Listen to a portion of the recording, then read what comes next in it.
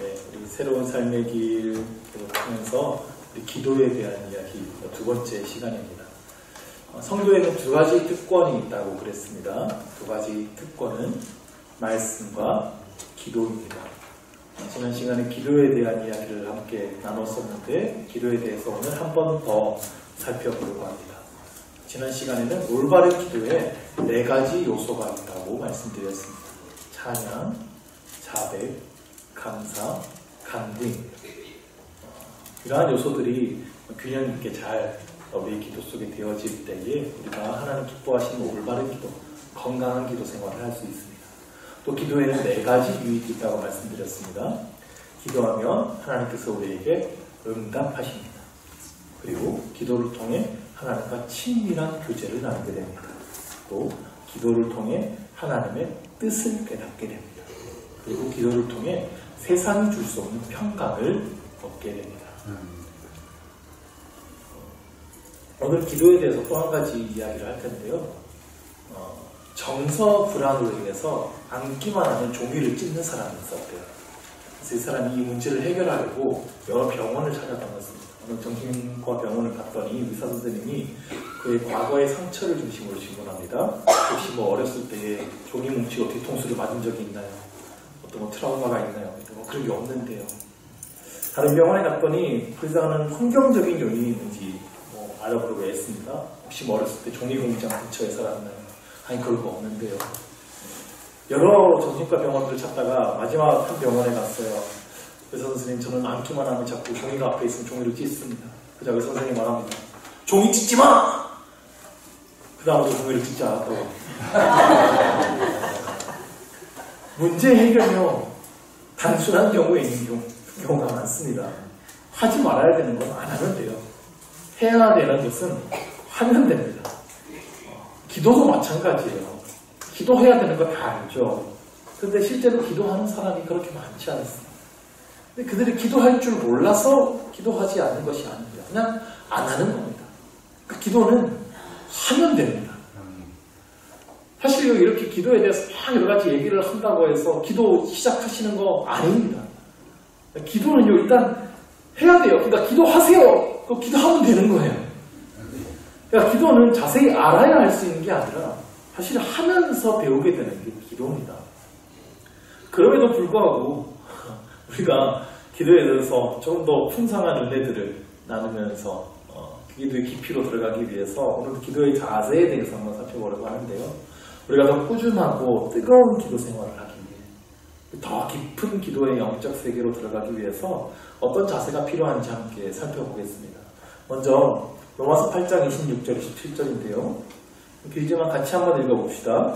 이와 같이 성령도 우리의 연약함을 도우시나니 우리는 마땅히 기도할 바를 알지 못하나 오직 성령이 말할 수 없는 탄식으로 우리를 위하여 친히 간구하시느니라. 마음을 살피시는 이가 성령의 생각을 아시나니 이는 성령이 하나님의 뜻대로 성도를 위하여 간구하시니라.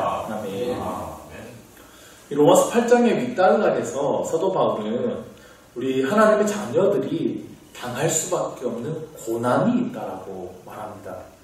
그 고난 가운데에서도 하늘의 상급을 바라보면서 인내해야 된다는 거예요. 그런데 어떻게 고난 가운데 인내할 수 있느냐? 오늘 이 구절을 통해서 말씀하시는 것인데 성령께서 우리의 연약함을 도와주신다는 겁니다. 근데 여기서 우리의 연약함이란 고난이 왔을 때 쉽게 쓰러져 버리고 절망해버리는 우리의 그 연약함을 말합니다. 고난이 오면 더욱 기도하면서 믿음으로 이겨내야 되는데 기도조차 하지 못하는 그 우리의 연약함을 이야기해요. 우리는 그렇게 연약해요. 마땅히 기도할 바를 알지 못하나 라고 했습니다.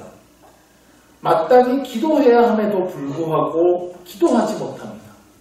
내가 어떻게 기도해야 될지 뭐라고 기도해야 될지도 알지 못합니다. 엉뚱한 걸 구하고 있습니다. 이러한 우리의 연약함을 성령께서 도와주신다는 겁니다.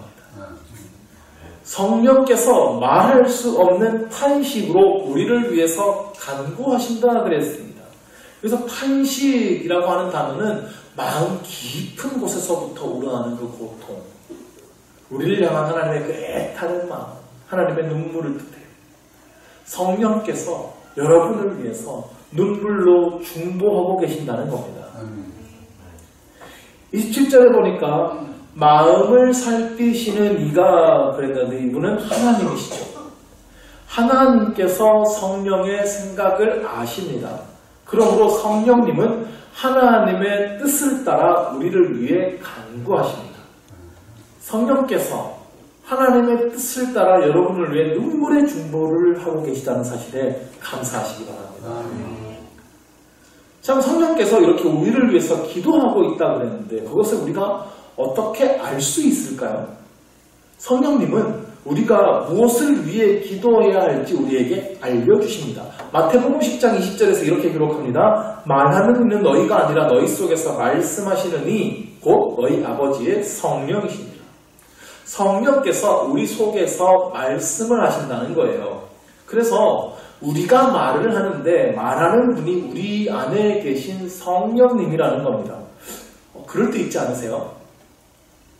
내가 어떻게 이런 말을 했나 싶은 순간이 있을 수 있잖아요. 이거 도대체 내 입에서 나올 수 없는 말이라는 걸 저도 알게 됐어요. 이건 성령께서 하시는 말씀입니다. 특별히 전도할 때 이런 것들을 많이 경험하게 되는데요. 전도하다 보면 곤란하고 당황스러운 일들을 막 겪게 될 때가 많이 있는데 하나님께서 순간 지혜를 주셔서 뭐라고 해야 할지 해야 할 행동이 무엇인지 생각나게 하시는 거예요. 성령께서 감동을 주신 것이죠. 근데 기도할 때에도 그럴 수 있습니다. 깊이 있게 기도하다 보면 기도가 내가 생각하지 못한 방향으로 흐를 때가 있어요. 갑자기 어떤 사람이 떠오르고 그를 위해서 간절히 중보하게 됩니다. 갑자기 기도해야 할 것들이 떠오르고 그것을 위해 갑자기 막 기도하게 돼요.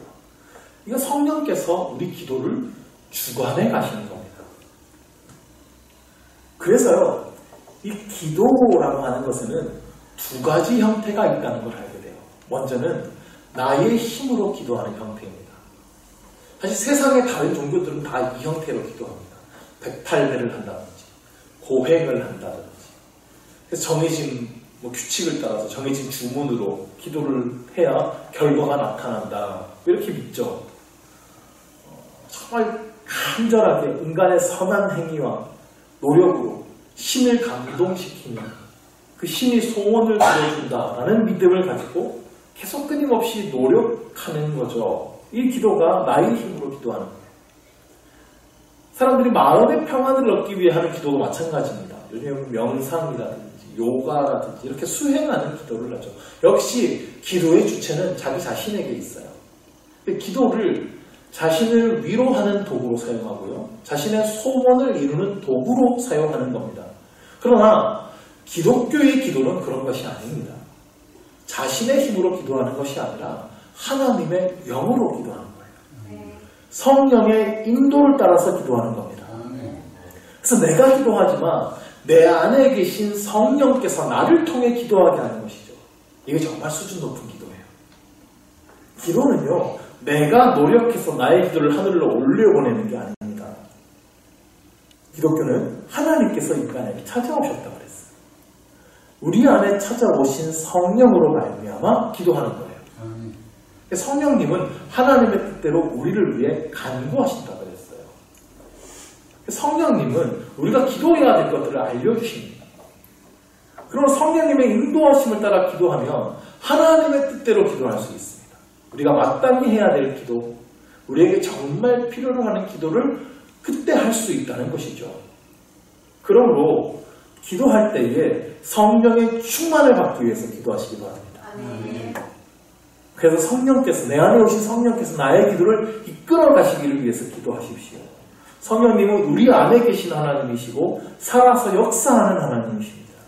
그 성령님을 인정하고 주도권을 내어드리면 성령님은 반드시 우리에게 필요한 기도를 가르쳐 주실 것입니다. 자, 기도할 때 두 번째 우리에게 필요한 자세가 있습니다. 히브리서 11장 6절이에요. 아까 우리가 같이 읽은 말씀인데요. 믿음이 없이는 하나님을 기쁘시게 하지 못하나니. 하나님께 나아갈 때에는 믿음이 필요합니다. 그런데 먼저 하나님이 계신 것을 믿어야 돼요. 그리고 하나님은 찾는 자에게 상 주시는 분임을 믿어야 됩니다. 자, 우리가 하나님께 기도를 하는 거니까 당연히 하나님 계신 걸 믿겠죠. 근데 그게 또 아니더라고요.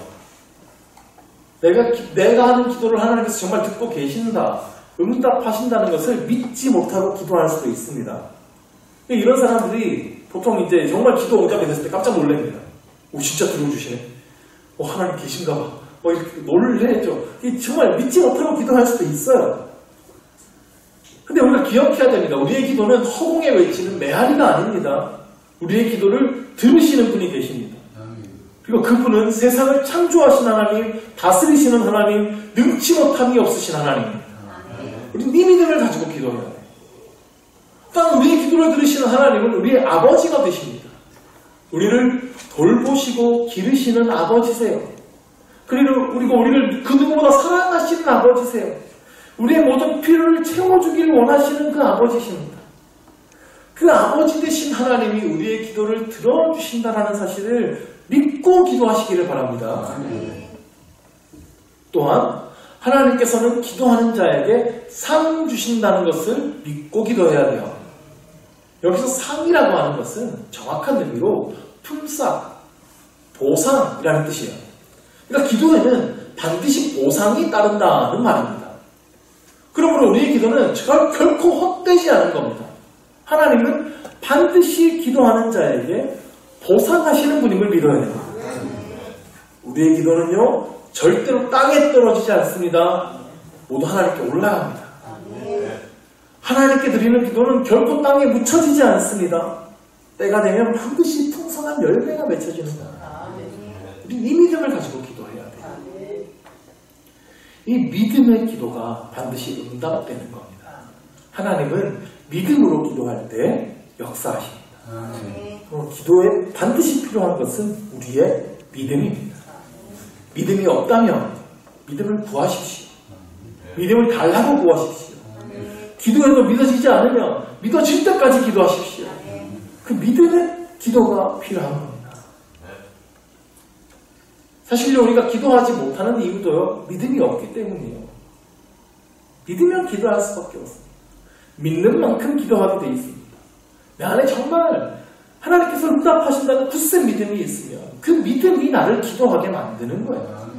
왜 기도가 그렇게 힘이 듭니까? 내 믿음이 약하기 때문입니다. 복음서를 보면 예수님께서 병자들을 고치실 때요, 먼저 물어보시는 게 있어요. 무엇을 구하느냐?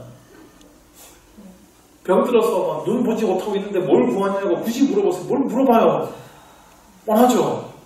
내가 이 일을 할 줄을 믿느냐? 물어보세요. 먼저 그에게 믿음이 있는지를 확인하시는 거예요. 어떤 아버지가 예수님께 찾아와서 무엇을 하실 수 있거든 제발 도와달라고 울부짖는데 예수님께서 말씀하시죠. 할 수 있거든이 무슨 말이냐? 믿는 자에게는 능히 하지 못할 일이 없느니라. 그 말씀을 듣고 아버지가 예수님께 크게 소리칩니다. 나의 믿음 없는 것을 도와주소서. 나의 믿음 없는 것을 도와주소서. 믿음이 없다면 내 믿음이 없다고 그냥 주저앉아 있는 것이 아니라 나의 믿음 없는 것을 도와달라고 구해야 된다는 겁니다. 믿음을 구하십시오. 하나님께서는 지금도 살아 역사하셔서 나의 기도를 듣고 응답하심을 굳게 믿게 해달라고 구하시기 바랍니다.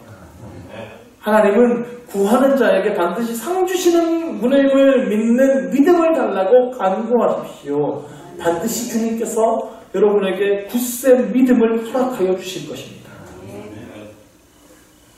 자, 마지막으로 누가복음 18장 1절을 봅시다.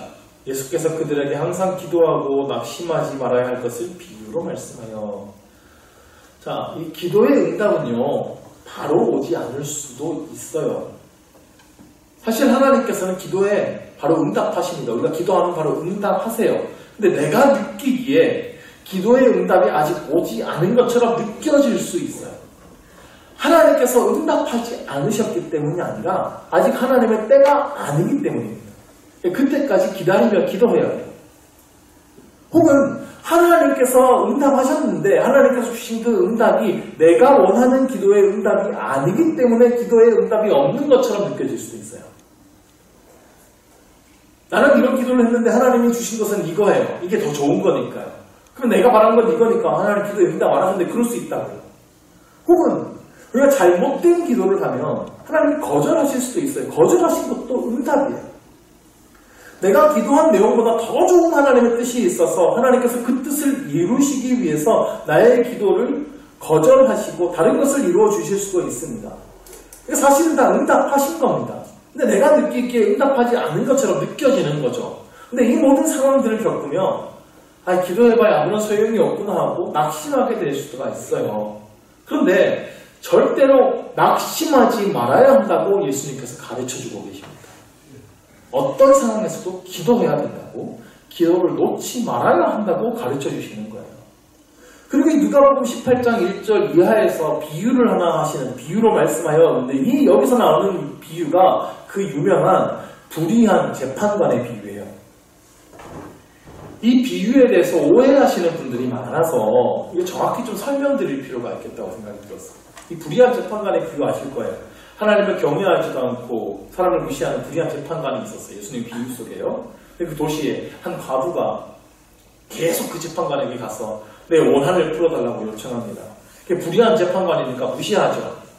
계속 찾아오니까 번거로워서 안 되겠다. 그냥 계속 나를 괴롭게 할 거 아니야. 그냥 들어주마 하고 원한을 풀어줬다는 그 얘기 아닙니까? 그러면서 저 불의한 재판관도 계속 그렇게 찾아오면 어쩔 수 없어서 들어주는데 하물며 하나님께서 밤낮 부르짖는 자의 택하신 자의 그 원한을 풀어주지 않겠느냐? 이게 이제 이 비유의 내용인데 그러니까 밤낮 기도하십시오.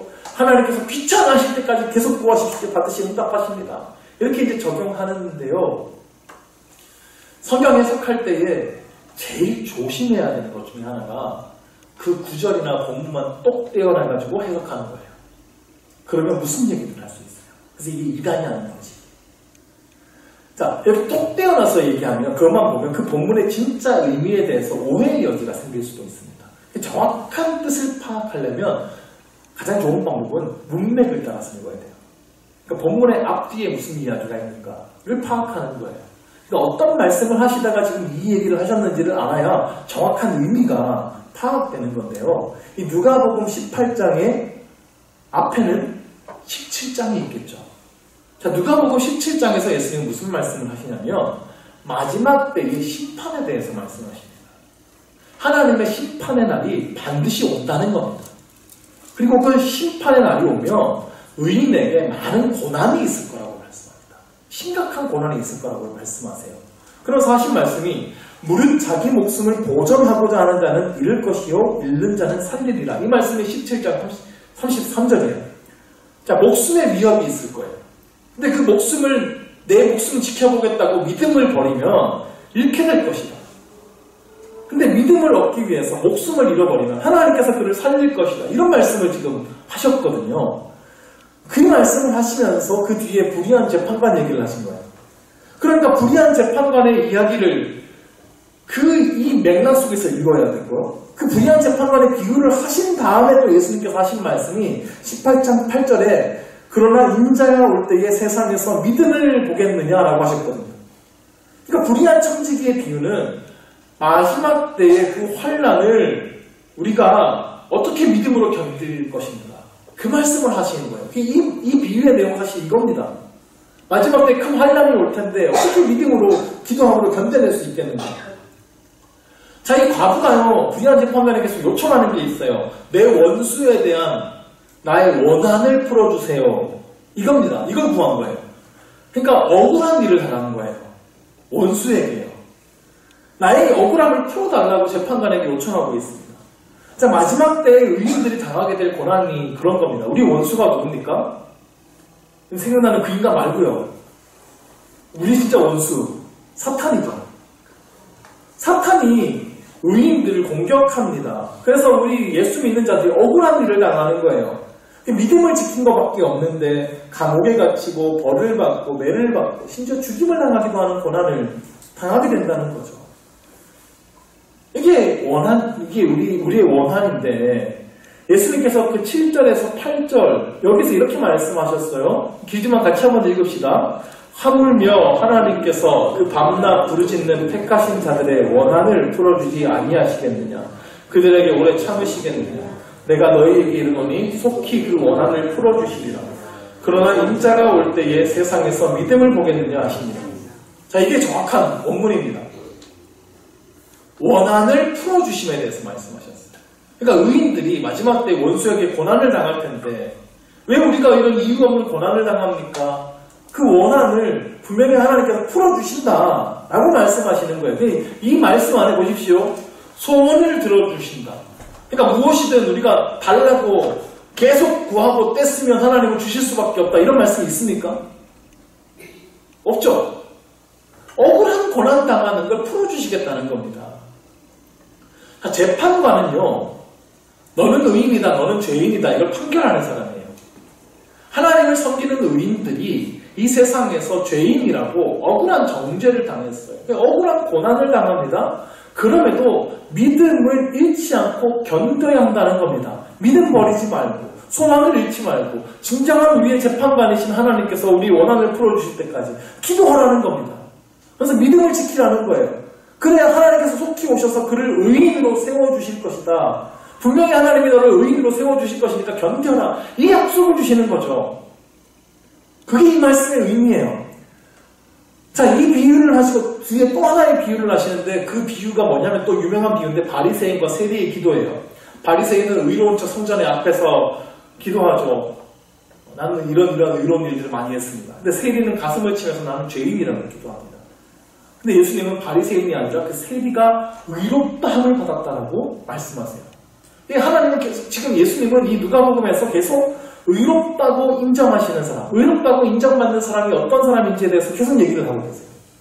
그러므로 이 불의한 재판관의 비유는요, 다른 게 아니라 마지막 때에 의롭다고 인정받는 사람에 대한 이야기예요. 어떤 사람이 하나님께 의롭다고 인정함을 받을 수 있는가? 세상에서 비록 억울한 일을 당하고 고난을 당할지라도 나를 의롭다고 인정하실 분은 오직 하나님이시다. 그러니까 그분 바라면서 믿음을 잃지 마라. 그러기 위해서는 끝까지 하나님께 기도해야 된다. 하나님께 매달려야 된다. 그 얘기를 하시는 거예요. 그러니까 이 불의한 재판관 이야기를 가지고 하나님께 떼쓰고 기도하십시오. 주실 때까지 밤낮 없이 기도하십시오. 하나님은 주실 수밖에 없어요. 얻어내야 돼요. 이렇게 적용하는 거 사실 누가복음의 이 말씀의 맥락을 모르고 하는 얘기입니다. 이렇게 적용하면 잘못된 믿음으로 갈 위험이 있어요. 하나님을 내 소원을 이루는 도구로 생각할 수 있습니다. 물론 하나님은 우리의 소원을 들어주시는 분이세요. 소원이 있으면 하나님께 간절히 기도하십시오. 그런데 이건 우리가 알아야 돼요. 우리의 모든 욕심을 채워주시기 위해서 하나님이 존재하시는 건 아닙니다. 예. 우리가 하나님을 위해 존재하는 건 하나님이 우리를 위해 존재하시는 건 아니에요. 믿음이 좋다고 기도빨이 세다고 내 욕심을 다 이룰 수 있게 되는 건 절대 아니라는 겁니다. 이게 잘못된 믿음을 갖게 될 수 있어요. 물론 하나님께 떼쓰고 기도하고 간절히 눈물로 기도하면 하나님께서 뜻을 바꿔서 우리가 그래 간절히 원하니 줄게 하고 원하는 걸 주실 수 있어요. 하나님은 응답하시는 분입니다. 하나님이 우리를 긍휼히 여겨주시는 분이니까요. 특별히요, 좀 초신자가 이렇게 기도하면 잘 들어주시는 것 같아요. 그에게 믿음을 주시기 위해 그렇게 하신다고 생각합니다. 근데 기도하면 정말 하나님께서 들어주시네? 이거 좀 초신자에게 주시기 위해서 하나님께서 좀 그들의 기도를 좀 더 잘 들어주시는 게 있는 것 같아요. 근데 믿음이 깊어지면 기도도 달라져야 되는 겁니다. 아, 하나님께서 내 뜻을 다 들어주시는 건 아니구나. 하나님께서 거절하실 수도 있구나. 이걸 알아야죠. 내 뜻보다 하나님의 뜻이 훨씬 더 좋은 거구나. 이걸 점점 알아가야 됩니다. 그러면서 하나님의 뜻을 깨닫고 하나님의 말씀의 그 진리들을 깨닫고 내가 정말 기도해야 될 것들을 깨닫고 하나님의 뜻을 순종하는 삶을 계속 살아가야죠. 그렇게 내가 변화되는 게 기도인 거예요. 하나님 역사를 붙들고 하나님을 변화시키는 게 우리의 기도가 아니고요. 그 기도를 통해서 내가 하나님의 뜻을 깨닫고 내가 변화되는 것이 진정한 기도인 것이죠. 아이가 어릴 때는 부모에게 떼쓸 수 있어요. 그러니까 아이가 떼쓰는 게 부모가 보기에는 쓸데없는 일이어도 난 너무 떼쓰고 그러면 들어줄 수도 있죠. 그렇다고 해서 아이가 계속 그러면 안 되죠. 다 커서도 부모한테 계속 떼쓰면 어떻게 되겠습니까? 크면 클수록 되는 것과 안 되는 것을 구별할 줄 알아야죠. 나중에 이렇게 부모에게 때를 쓰는 게 아니라 부모하고 인격적인 대화를 하고 부모의 뜻을 알고 그걸 바르게 살기 위해 힘쓰고 이렇게 대해야 성장하는 거 아닙니까? 올바로 기도하는 자는요, 이러한 은혜를 경험하게 되는 겁니다. 기도의 성숙을 통해 신앙의 성숙을 이루어가는 겁니다. 이러한 은혜를 얻기 위해서는 끊임없이 기도해야 됩니다. 그리고 올바로 말씀대로 기도해야 됩니다. 내 소원만 강요하는 일방적인 기도가 아니라 하나님과 교제하는 깊은 영적인 세계들을 경험할 수 있어야 되는 겁니다. 그러므로 기도에 응답이 되지 않아도 낙심하지 말고 기도하십시오. 정말 열심히 기도했는데도 내 삶에 계속 어려운 상황이 펼쳐져요. 그래도 낙심하지 말고 기도하십시오. 이 본문은 이 얘기를 하고 있는 거예요.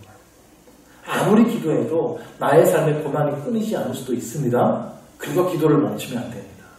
그래야 우리의 믿음이 굳세게 되는 겁니다. 그 고난을 넘어서 하나님의 뜻을 발견하게 되는 겁니다. 인자가 올 때 세상에서 믿음을 보겠느냐고 예수님께서 말씀하셨죠. 마지막 때에 고난을 이겨내고 믿음을 지키는 게 그만큼 힘들다는 뜻입니다. 지금은요, 마지막 때가 가까워져 있습니다. 그러니까 이때일수록 더욱 깨어 기도해야 합니다. 마지막 때가 가까울수록 우리의 믿음을 지켜내기가 정말 힘들 겁니다. 굳센 믿음으로 무장해야 됩니다. 정말 어려운 일들이 닥쳐와도 이겨낼 수 있는, 하나님과 붙들 수 있는 굳센 믿음이 필요하다고요. 이것은 하나님과 깊은 이 기도의 관계로 묶여있는 자만 이겨낼 수 있는 것입니다. 우리 모두가 이러한 기도의 사람, 믿음의 사람들이 될 수 있기를 간절히 축원합니다. 기도하겠습니다.